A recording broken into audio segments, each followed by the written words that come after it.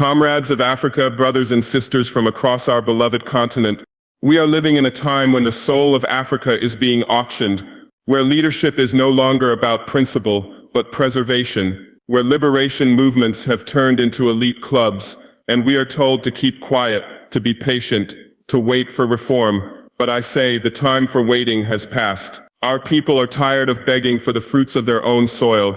Look at South Africa, a land rich with struggle, a people who fought so fiercely for freedom. But what do we see today? A ruling party that was once a symbol of defiance, now defending privilege. A government that speaks of transformation, but bows to capital. A president who speaks of unity, but governs through caution and compromise. President Ramaphosa, with all due respect, what legacy will you leave? You had a chance to ignite the dreams of Mandela, with the courage of Sankara, but instead, you sit in boardrooms while shacks grow around the cities. You promise jobs while the youth rot in unemployment. You speak of renewal but protect the same structures that bleed your people. This is not leadership, this is management of decline. And so I say, Africa must choose. Do we continue to follow those who fear the discomfort of radical change, or do we chart a path that places the people first, not in slogans, but in action? The boldness we need is not reckless violence, but fearless justice, a willingness to break with the systems that keep us dependent, exploited, divided. I did not rise to power to wear medals or sit in air-conditioned offices. I came to remind our people that revolution is not a memory, it is a responsibility, that liberation is not a museum, it is a movement. Burkina Faso chose to rise. Not because it was easy, but because we were dying slowly while waiting for permission to live. If Africa wants dignity, then Africa must be brave. It is time to stop admiring failure dressed in diplomacy. It is time to expose the truth, even when it is uncomfortable. The ANC of old would weep if it saw what the ANC of today has become, but it is not too late. Not for South Africa, not for the continent. The fire is still burning. Let us carry it forward. Not just with speeches but with sacrifice, honesty and the courage to break away from every master who ever told us we are not enough. Africa will rise, but only if we dare to rise with it. Leadership requires courage, not comfort.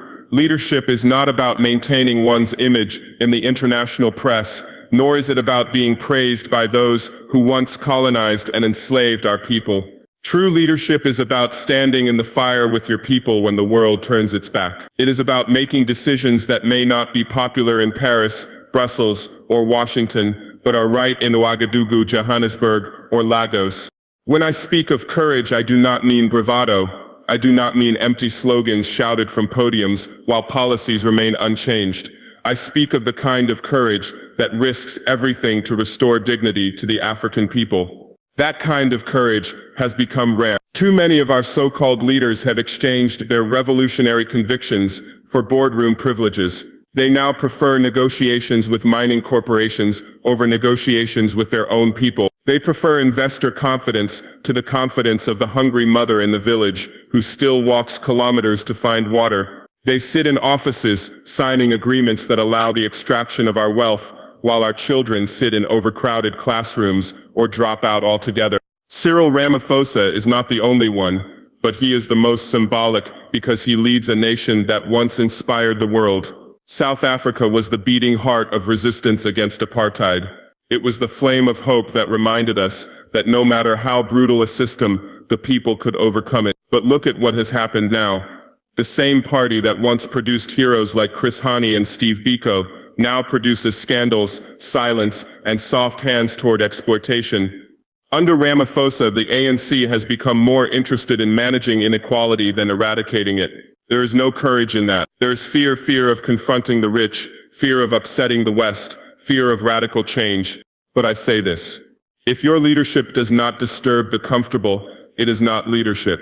If your leadership only exists to maintain the peace of the wealthy while the poor suffer in silence, then you are not leading, you are managing the status quo. Africa does not need managers. Africa needs visionaries. We need men and women who are willing to be hated by the powerful if it means they can be loved by the people. We need leadership that takes risks, not for personal gain, but to free the continent from the systems that have held us in chains long after colonial flags came down. Leadership is sacrifice. It is long nights without sleep, knowing your decisions carry the weight of millions.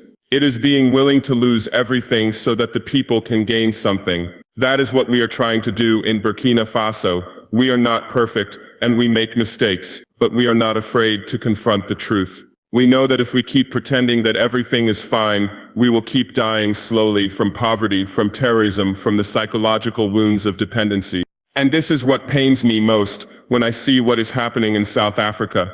You have the power, you have the institutions, the wealth, the history of struggle, yet you choose moderation. You choose gradual change while the mines are still owned by the same corporations. You speak of progress while millions remain in informal settlements, living in conditions no human being should endure. Where is the courage to challenge these conditions? Where is the fire that once burned in the ANC? I am not saying leadership should be reckless. I am saying it must be bold. There is a difference between recklessness and resolve, between chaos and conviction. Courageous leadership listens to the people, not only to consultants. It dares to ask difficult questions. It refuses to accept that Africa's only role in the world is to export raw materials and import dependency. It builds education, not empires for the elite. It puts agriculture before luxury imports. It prioritizes sovereignty over applause from the World Economic Forum. Many African leaders today wait for approval from outside before acting inside their own countries. They wait for development aid instead of developing themselves. They say they are being pragmatic, but I ask, what has this pragmatism delivered? Have we ended hunger? Have we ended youth unemployment? Have we ended foreign control of our resources? No. What it has delivered is more of the same: conferences, communiques, and continued suffering. That is not courage. That is cowardice, dressed in diplomacy. Africa needs to wake up. And for that to happen, its leaders must be the first to wake up. The people are ready. They have always been ready. They are the ones who rise at dawn to work the land. They are the ones who continue to believe, even after decades of betrayal. What they need now is not another campaign promise. They need leadership that walks beside them, eats with them, suffers with them, and fights for them. That is the leadership I believe in. That is the leadership we must demand across this continent. From Ouagadougou to Pretoria, from Nairobi to Dakar, from the smallest village to the highest office, let it be known, we will no longer follow those who choose comfort over courage. Africa must rise, and only fearless leadership can make that rise possible. The ANC has lost its revolutionary spirit. What was once a movement of the people has become an institution of the powerful. It has gone from resisting the apartheid regime to preserving the comfort of the post-apartheid elite. This is not a betrayal that happened overnight, and it is not the failure of one man alone. It is the slow erosion of principle by convenience, of radicalism by rhetoric, and of people's power by political careerism. The ANC that once dared to confront the most brutal system in modern history now struggles to confront the banks, the corporations, and the legacy of inequality that still poisons South Africa's soil. When we were young, we looked to South Africa with hope. We saw Mandela, Sisulu, Tambo, and Biko not as saints, but as symbols of what Africa could become. The struggle in the townships of Soweto, the resistance in the mines, the defiance of youth in the face of military oppression, all of it gave strength to movements across the continent. South Africa was not perfect, but it had a spirit, a fire. That fire was the belief that political freedom must be matched with economic freedom, that black liberation meant not just voting but owning the land, the means of production, and the future. But now I ask you, where is that fire? Where is the commitment to economic justice when land reform remains a promise buried in paperwork? Where is the spirit of equality when wealth remains in the hands of a few and black poverty continues to deepen? Where is the radical transformation when policies are designed to please foreign investors instead of liberating the youth from the chains of unemployment? Under Cyril Ramaphosa, we do not see the rebirth of a revolutionary movement. We see its funeral, attended by smiling men in suits, speaking of renewal while doing everything to avoid upsetting the established order. They talk of building consensus, but with whom? With the mining houses that have looted the earth, with the corporations that dictate the terms of national policy, with the consultants who design economic models that never touch the streets of Khayelitsha or the rural Eastern Cape. This is not what the people fought for. This is not what Chris Hani gave his life for. He spoke of the need for the working class to lead, for socialism to be the true destination of the struggle. He was not assassinated because he was polite. He was killed because he threatened the interests that still control South Africa today: white capital, multinational corporations, and the global financial system that thrives on black suffering. The ANC has forgotten this. It now walks hand in hand with the very forces it once condemned. Its leaders live behind walls while the people live behind broken promises. They campaign with struggle songs, but govern with neoliberal policies. They remember the past when it is convenient, but they betray it every time they sign away the country's wealth to foreign-owned companies. Let me be clear. I do not hate the ANC. I grieve for what it has become. I grieve for the comrades who died believing in a future that now feels further away than it did 30 years ago. I grieve for the mothers who believed that democracy would bring food to the table and dignity to their sons. I grieve for the youth who were told that education was the key, only to find the door still locked by inequality and corruption. We must speak honestly. There can be no revolution without truth. The ANC has become a machine for electoral survival, not a force for social transformation. Its leaders speak of national development plans and long-term visions while failing to address the immediate needs of the people. They defend institutions that do not serve the people. They compromise with those who offer nothing but further domination.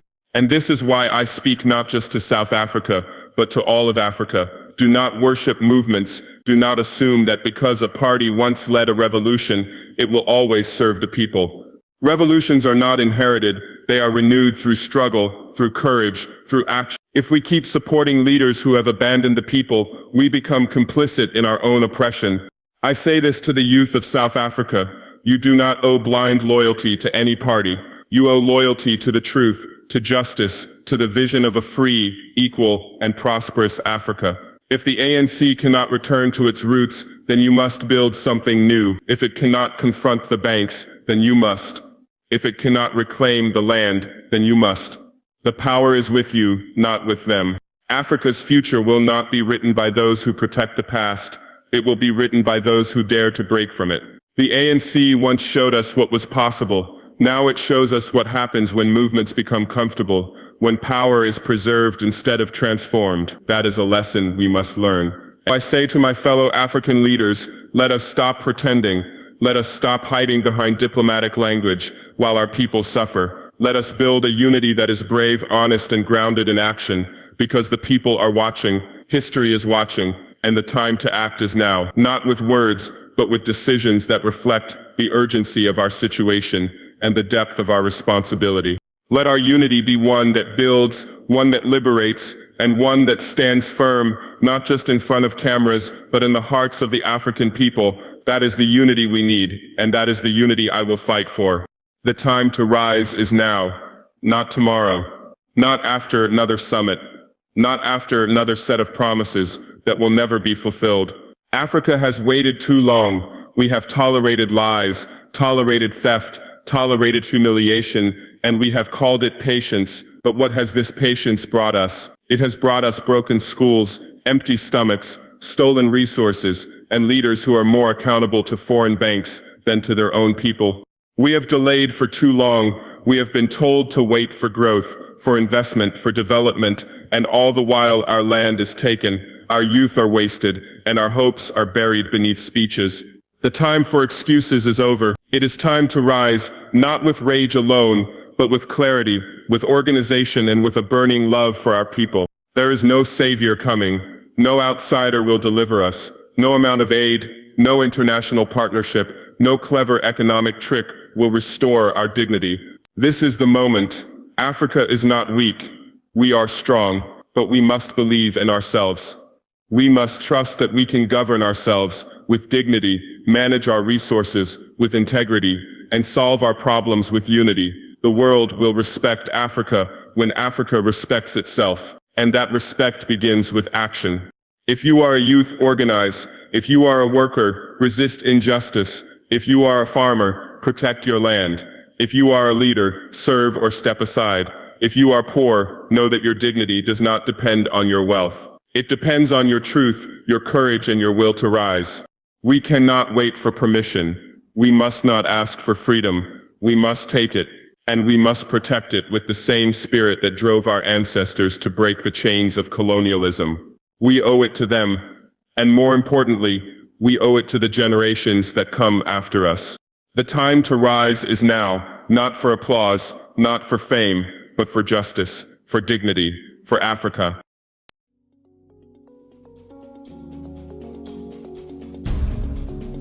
Him out.